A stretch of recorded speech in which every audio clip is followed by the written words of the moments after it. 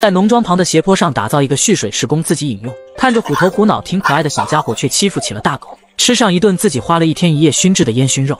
新一天的来临，一早小慧推着独轮车开始了今天的劳作，来到赛家接水管的斜坡上，用锄头开始挖掘。小慧要先在斜坡上挖出一条可供独轮车进出的小路，接着在选好的位置挖出一个平面来搭建一个蓄水池，如此就可以给自己提供充足的饮用水，也能把多余的山泉水引进鱼塘中，一举两得。经过半小时的持续输出，小慧挖出了搭建蓄水池所需的面积，开上独轮车，把农庄内上次浇筑时剩下的水泥砖和沙子等材料运过来，为接下来的浇筑工作做准备。等运完材料后，小慧把水泥和沙子按照所需的比例在地基上进行混合，然后把山泉水接过来，把水泥均匀的搅拌开。等搅拌完，把水泥分成2半，一半用来浇筑地基，而另一半用来砌砖墙。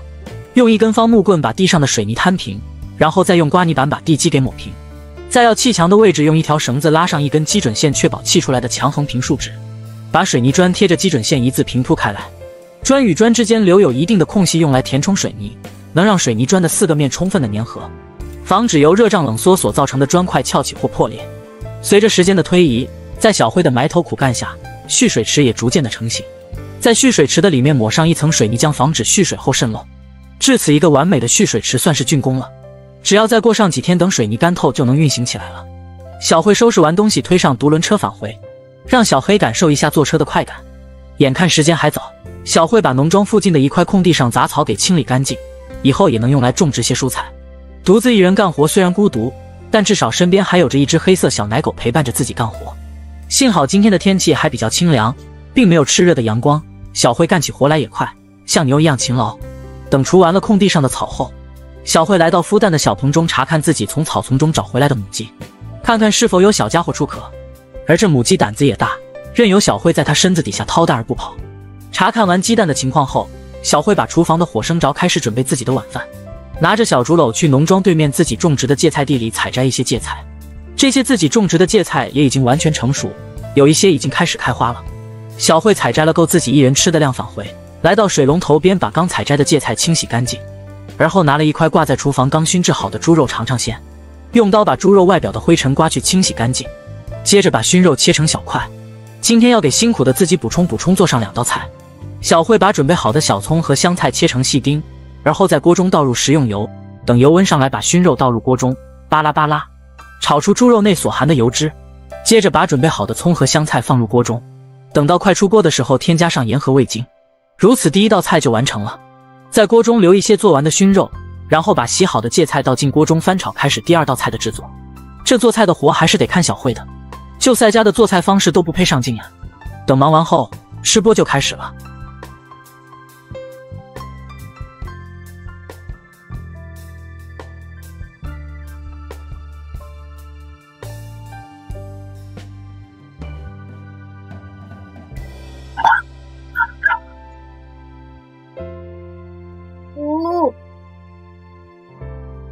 农庄内来了2个男人，在猪圈中挑选自己从小养大的野猪，搭建蓄水池的水泥已然风干，到了可以运行的时候了。而自家的母鸡又把蛋生在了农庄对面的斜坡上。新一天的来临，水泥在经过几天的风干后，自己亲手搭建的蓄水池已然到了可以运行的阶段。小慧用鲁班锯在竹子的竹节处2边各锯一条缺口，要把整根竹子的竹节给打通，当做引水用的水管。用斧子在竹子上把锯好缺口的位置开凿出来，如此就能在不破坏竹子外表的情况下把竹节给去除了。轻轻的用斧子把竹筒内的竹节给劈去，如果用力过猛的话，很可能会把竹筒给劈裂，那一早上就白忙活了。打通了竹筒后，小慧背着制作好的水管往农庄的方向走，来到自己砌好的蓄水池旁，把自己新做的竹筒水管一头架在蓄水池上，而另一头则是放在山体渗出山泉的出水口上。小慧用铁锹在出水口挖出一个小水坑，利用泥土在水管旁筑起一个小水坝，好让从山体渗透出来的泉水全都往水管中流，加快蓄水的速度。等挖完，在出水口处压上一些大石头，阻挡落叶等一些大一点的杂物，如此引水的工作就完成1大半了。小慧再把接到农庄的软水管安装上，至此农庄中的水利工程就大功告成了。等到蓄水池被完全灌满，有了足够的压力，水龙头的水也比往常大了不少。另一根水管延伸到鱼塘，只要打开阀门，就有源源不断的泉水提供到鱼塘中，给鱼儿提供氧气。有了2处入水口，也不怕自然渗漏带来的麻烦了。完成了这些，小慧拿着菜籽来到农庄路旁未开荒的空地上耕种。足够大的位置只种着一些小果树苗，空着也是空着，把地上的杂草和枯枝烂叶清理干净。种植上些蔬菜不仅能增加自己的收入，也可供自己食用。清理完地块，把带来的菜籽随意的播撒在空地上。由于这些天雨水较多的缘故，泥土中的水分充足，都不用手动浇水。种植完回到农庄后，小慧用塑料铲把猪圈中野猪排出来的废物铲到统一的一个角落，也方便以后用来灌溉自己种植的植物。而今天小慧也联系了买野猪的老板过来，避免不了要进来抓猪，先把地方清理干净。昨晚刚下过雨的水泥地清理起来也非常的方便。而就在此时，农庄内开进来了2辆摩托车，小慧也刚好把地面打扫完。来买猪的顾客到了，小墨镜一戴，腋下加个包，气质这块拿捏的死死的，一看就是小老板带着手下来的。在围栏外观察起了野猪们的状态。上次也说过，为了避免近亲繁殖影响下一代的成长，小两口打算把在原农庄出生的几头小野猪给出售掉，另外去买几头母野猪用来农庄猪群繁殖。小慧用食物把所有的野猪引诱过来吃东西，方便一会儿的抓捕。男人也拿着专门装猪的铁丝笼进猪圈，用它把选中的野猪装进铁笼中。在小慧和食物的双重诱惑下，很快把野猪装进了笼中。此时也到了最重要的称重环节，养了这些时间，是时候有个结果了。带着铁笼一起上秤，由于野猪还没长足，上秤只有区27公斤而已。到了算钱的时候了，27公斤每公斤是10万越南盾，来个数学天才算一下，约等于多少 RMB？ 送走了买猪的客人后，小慧再次来到了农庄对面的斜坡，寻找自家母鸡的下落。在一处绿植下找到了趴窝已久的母鸡，抓住母鸡，把土坑中的所有鸡蛋装进竹篓中，拿回农庄到赛家特意搭建的孵化棚中进行孵化。回到农庄，小慧在竹筒投食器中放入食物，而后把刚从斜坡上取回来的鸡蛋放在水中清洗掉外壳上的泥土，把鸡蛋放入赛家制作好的鸡窝中，再把母鸡关进窝中进行强制孵化。等习惯了就能把盖子拿走了。旁边还有一只母鸡在孵蛋，就是这样解决的。忙碌了一天的工作也到了尾声。一只开始趴窝的母鸡成功的孵出了一窝毛茸茸的小家伙，开心的在街上的集市中贩卖蔬菜。农庄再次的迎来了2人来购买自己养殖的野猪。细雨绵绵的天气又迎来了新的一天，小慧拿着喂养鸡鸭们的食物去往鸡笼旁投喂，而这也预示着新一天的劳作即将开始。把食物倒入竹筒喂食器中，供它们自行食用。每天跟着小慧身边的小黑也到鸡圈中凑热闹，看着这么多的鸡鸭都在低头吃东西，也想上去分一杯羹窑。能凶大狗的他，在看见鸭子后就没办法了。小慧到孵化棚中查看母鸡的孵化进度，刚把手伸下去就遭到母鸡的攻击。然而在母鸡的肚子底下已经可以看到毛茸茸的小家伙了。小慧把已经破碎的蛋壳从鸡窝拿出来，几只刚出壳可爱的小家伙都从母鸡的肚子底下暴露了出来。一共9只的数量又给鸡群的队伍壮大了不少，而且旁边还有母鸡正在趴窝。农庄内的养殖业也算是发展良好，先是野猪不停的生崽，现在又轮到鸡群开始快速发展了。小慧背上竹篓要去粮食加工厂买些小麦克回来，迎来小鸡的降生，要给它们一个既干燥又保温的生长环境。说是粮食加工厂，其实就是一个小作坊，在小屋内摆放了几台机器给大米和小麦脱壳。以前农村都种稻谷的时候，应该都有这样的场地，算是村里的，然后投标再承包给个人的。小慧在屋内挑选了一袋用蓝色编织袋装的麦克放在竹篓上，等付完钱后，冒着小雨返回自己的农庄。回来之后，把鸡窝中的母鸡和小鸡都装进背篓中，要把它们搬到传了3代的育雏室进行喂养。另一个鸡窝中的母鸡正在炸毛孵蛋。小慧把刚买回来的小麦克倒在狗窝的地板上。而为什么要叫这个棚子是狗窝呢？因为这个小棚子先是养大了4条小狗，接着又养大4只小鸭子，现在又轮到了养小鸡了，妥妥的传了3代。把麦克均匀地铺设到每一个角落后，小慧把竹篓中的一家老小都放到育雏室中。母鸡为了孵小鸡也是饿得不轻，进来就开始啄麦壳中剩余的残渣。小慧也及时地把食物投放到育雏室中供它食用，小鸡们也开始跟着母鸡有样学样地吃起了盘子中的食物。无论是人还是动物，妈妈都是孩子们的启蒙老师。小慧在育雏室中放上一个竹筒投食器，加上些许纯天然的山泉水，当它们渴了的时候可以饮用。安排好了小鸡们后，小慧把外围的网布给拦起来，防止它们掉出来。背上竹篓，关上房门，去山上采集今天要到集市中贩卖的蔬菜。小慧先是来到了离农庄较远的斜坡上，这里生长着漫山遍野的野生荠菜，很多已经长得过分成熟。小慧选择性的用刀收割一些较嫩的荠菜带回去。由于野生荠菜数量很多的原因，小慧没用多少功夫就收割了足够的量。再次来到农庄对面自己种植的芥菜地，采摘一些芥菜带上。而此时的芥菜已经完全长开，小慧把芥菜上一些较大的叶片都采摘下来，没有了大叶子吸取土壤中的养分，余下的根茎也将生长得更快，可以在接下来的日子里进行2次采摘或3次采摘，以此也能让自己增加更多的收入。准备好了2种蔬菜后，小慧用细竹条把自己采摘回来的食材捆绑成小捆，如此就不用再称重了。到了集市可以直接按捆卖，也方便了不少。依旧来到路牌底下摆设自己的摊位，开心的小慧跟附近熟悉的摊主打着招呼，等待顾客的上门。野生的荠菜很受当地人的欢迎，刚来2个老嫂子就把所有的荠菜给包圆了。当然也是因为小慧卖的比较便宜，所以才会这么畅销，而自己带来的芥菜也一样的受欢迎。在不到半小时的时间里，摊位上的芥菜也被清扫一空，小慧也就收拾好自己的东西返回农庄了。回来后，勤劳的小慧又在农庄内的田地中干活，顺便等待来买自家野猪的顾客。很快，骑着摩托的买主就出现在了画面中。小慧放下手头上的工作，依旧用食物把猪圈中的野猪们都引诱过来。选择好定下了要哪只野猪，2人就进入猪圈开始抓捕，用一根绳子绑住野猪的一条后腿，使用赛迦第一次赶下山的操作。而今天并没有给野猪称重，以昨天同样的价格卖给了客人。看着自己一手养大的野猪被牵走，多少有些不舍，但这也在所难免的，也是为了他们的下一代着想。而明天将要到养猪场去买上2头补上卖掉的空缺，到当地的养殖场购买人工喂养的野猪，来改善自家农庄内野猪们下一代的基因，给鱼塘中的鱼儿投喂新鲜的食物。农庄附近开荒空地用来种植红薯。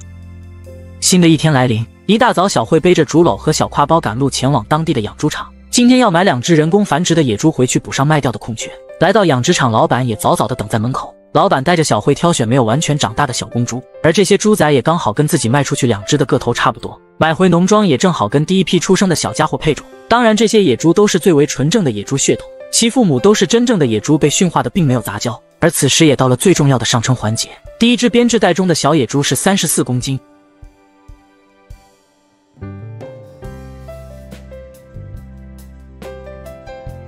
第2只是30公斤，按照自己卖出去时的算法，10万越南盾1公斤，那么折合成 RMB 的话应该是多少钱？来个数学天才掐指一算，在评论区留言解答。等付完钱后，小慧先用竹篓背上1只猪仔返回，而地上的另一只野猪小慧还得跑上一趟。60斤的重量背在一个女人的身上已经不算轻了，还要走那么长的山路，如果换作是小编都不一定能坚持下来。等回到农庄的猪圈中，小慧把编织袋中的野猪给解放出来，熟悉以后生活的新环境。而背第2只的时候，老板叫了一个养殖场的员工帮着小慧一起把野猪给抬回来，毕竟让这么漂亮的一个女人背回来，多少有些于心不忍。把野猪放进猪圈后，小慧带着帮忙的小哥探讨自己养殖的野猪，而来到新环境的野猪却遭到了原住民的攻击，得慢慢培养感情。眨眼，小慧来到了鱼塘，把边上没开垦的位置用锄头开垦出来，要在这鱼塘的边上种植上一排花海。小慧把早已准备好的太阳花根茎剪成相同的长度，用来种植，接着把剪好的根茎直接的插入土中。太阳花俗称掐不死，遇土就能活，见太阳就开花，生命力顽强，开花时也非常的漂亮，所以有喜欢种花的老铁可以种上一些试试。种完了花后，小慧给旁边已经开始开花结果的茄子松土，有利于根的呼吸，促进根系的生长。等忙完了这些，小慧背着竹篓，拿上用竹子作为长柄的镰刀，向着山上进发。来到山上，抬头寻找着自己的目标物，而5、6米高的芭蕉树嫩叶是小慧此次来到山上的主要目标。锋利的镰刀在树梢的叶茎上轻轻一勾，叶子就应声而落，非常的解压。而这些收割下来的大叶片是用来投喂给鱼塘中鱼儿的食物。小慧抓住叶茎的根部，把2边的叶子给撸下来，如此能减轻背回去时的重量，也不必再到鱼塘中打捞这些叶茎了。一举两得，非常完美的操作。背着满满一竹篓的芭蕉叶返回农庄，来到鱼塘边，直接把收割回来的芭蕉叶抛投到水池中。刚刚才放下身上的背篓，又扛着锄头出发，而一边的野猪们却都悠闲地叠着罗汉。小慧来到前些天刚除完草的空地进行开荒，打算在这块空地中种植上红薯，利用锄头挖掘出一条条拱起的田垄。地块比较硬，挖出来的垄坡也不是很高，但用来种植红薯的话已经绰绰有余。埋头苦干，在经过3小时不停的刨挖下，最终呈现出一块平整且开阔的农田。小慧在垄坡中间用锄头挖出一条种植的浅沟，把准备好的红薯藤隔着一定间距的放进挖好的浅沟中，最后把挖出来的泥土给回填回去。种植工作也接近了尾声，一天的时间也随着忙碌中过去。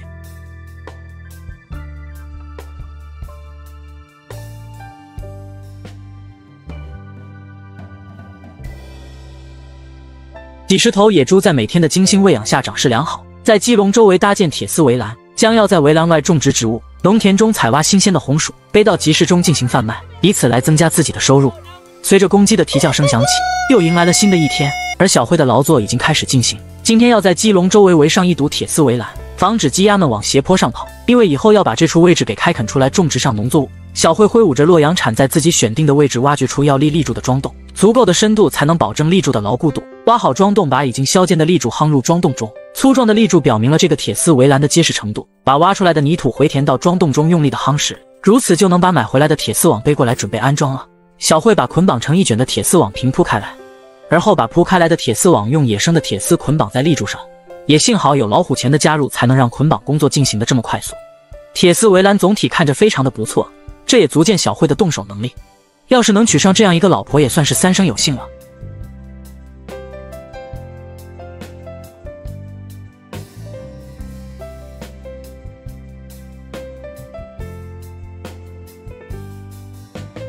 等围好了围栏后，小慧背上竹篓，拿上锄头出门去收购老乡家的红薯。由于种植红薯的人家年纪大了，不方便自己背到集市中贩卖，小慧也是帮助老人一起挖掘土里的红薯，然后全部的收购回去背到集市中进行出售，赚些许差价，算是给自己的劳务费。而这越南的红薯个头属实是有点小，这可能是品种的问题，当然跟当地的地理环境也有一定的关系。经过小慧1小时不停的采挖，开始给红薯分类，对于一些个头较大的红薯都装进小慧带来的背篓中，因为要拿到集市中对外出售，所以挑选一些个头大的，外表看上去也更加的饱满。如果太小的话，都不一定有人买。装满了1背篓后，小慧又绑了1捆红薯叶。这种植物的茎叶都是野猪们非常喜欢吃的食物，留在农田中任其枯萎也算是一种浪费，不如带回去投喂自家的野猪享用。背着满满的1竹篓东西回到农庄，作为一个优秀的铲屎官，小慧先把猪圈中到处都是的排泄物用塑料铲到角落，让野猪们有个干净的进食环境，不至于吃到自己拉的粑粑。然后把自己带回来的番薯藤抛洒开来，让猪圈中的所有野猪都能吃到，不然2只新来的和一些小家伙就要饿肚子了。而在小慧细心的喂养下，小野猪们的长势也非常的快，原本在出生时所带的条纹已经非常暗淡了，逐渐向着成年猪所拥有的外貌发展。喂完了野猪，小慧给农庄内所有带翅膀的家禽也喂上食物。第一批孵出的小鸡已经比鸽子还要大了。喂完这些动物，小慧还要下山去把今天采挖回来的红薯给卖掉，背着竹篓向着山下的集市出发。这次小慧下山并没有去路牌底下摆摊，而是换了一个地方，把所有的红薯都倒在编织袋上。刚放下东西，就迎来了第一个客户来购买红薯。刚从地里挖出来的红薯，一眼就能看出其新鲜的程度，购买的客人也是越来越多，当然美丽的价格也是畅销的原因之一。摆摊时间都没到1小时，摊位上的红薯就被哄抢一空了。此次摆摊可能是摆摊以来卖的最快的一次了。小慧收拾完东西返回农庄，经过水洗过后的鸡蛋成功的孵出了一窝毛茸茸的小家伙。为了一劳永逸，自己动手制作水力永动机，用来捣碎喂鸡鸭用的玉米粒。长时间的投喂下，鱼塘中的鱼儿也不再害怕人类的靠近。新的一天来临，小慧背着斧头来到竹林砍伐竹子。粗大且表面发黑的老竹子是小慧的首选，因为是用来做水流永动机主轴的材料，所以要有足够的硬度才行。而越老的竹子，其内壁越厚，承受的力量也就越大。小慧把竹子根部最硬那一段砍下来，用来做永动机的主轴，3-4米的长度已然足够。小慧扛上肩头往农庄返回。回到农庄，用鲁班锯把竹筒的2头锯平，为接下来的工作做准备。接着再用锯子在竹筒的一头锯出4道缺口，然后用凿子把竹筒具有缺口的外皮镂空。此处是作为永动机蓄水的位置。小慧把中间的竹节也利用凿子给打通，而后在竹筒的中间和头部位置用凿子各凿出2个相互对应且贯穿的孔洞。在竹筒第一个贯穿的孔洞中，把削好的木锤给固定住，在中间的孔洞中穿进1根圆木棍作为横档。如此，永动机的主轴算是完成了。小慧在地上挖出2个手臂深的桩洞，把2根已经开凿出孔洞的竹筒放入桩洞中，在2根立柱的前方挖出1个坑洞后，把买回来的石臼放入挖好的坑洞中，接着把挖桩洞的泥土回填到2根立柱上，用力的夯实。而后小慧把永动机的主轴给安装上，锯除横档多出来的部分，在蓄水的那头底下挖出1个长方形的坑洞，用来接水。用农庄内还剩余的水泥浇筑出1个蓄水的小水池，如此等到水泥完全干透后就能使用了。眨眼到了第2天，小慧给鱼塘中的鱼喂上芭蕉叶和一些剁碎的木薯渣，鱼入塘也有一些日子了。如今在投喂的时候也不再那么惧怕人类，一些胆子大的鱼儿都开始浮出水面吃刚投喂下去的食物了。小慧提着桶打算产一些纯天然的有机肥去给植物施肥，来到孵化棚查看上次用水洗过的鸡蛋有没有孵出小鸡。评论区的专家老铁们老说洗过的鸡蛋没用，不出意外的出了意外，母鸡成功的把小鸡给孵了出来，满满当当的一窝毛茸茸的小鸡，还有3颗蛋也在着壳当中，用不了多久就能全部出壳了。小慧用铁锹把野猪们生产的纯天然有机肥给铲到塑料桶中。由于野猪们生产的肥料营养过剩，小慧用山泉水进行稀释，等稀释完浇洒在自己种植的植物旁。等忙完这些，小慧开始自己制作营养土，把野猪的排泄物和新鲜的泥土完全的混合在一起，接着再加上些许稻谷的骨壳搅拌在一起，而后把这些搅拌好的泥土装进买回来专门培养种子的小塑胶袋中。一旁昨天刚制作好的水流永动机也正式的运行了起来。这是慢工出细活，小水池中的水还能用来给植物浇水和洗东西，而小慧还要在这永动机旁边搭建一个休闲小棚。等把土装完袋后，给袋中的泥土浇上生命的源泉。小慧用一根小竹签把盆里的茄子种播种到土中，每个袋子中都撒上3-5粒，如此等上3-5天就能长出绿芽了。忙完了地里的活后，小慧给2只狗子喂上食物。今天小慧还要下山去准备一些材料，下集要给刚出壳的小鸡搭建一个大别野。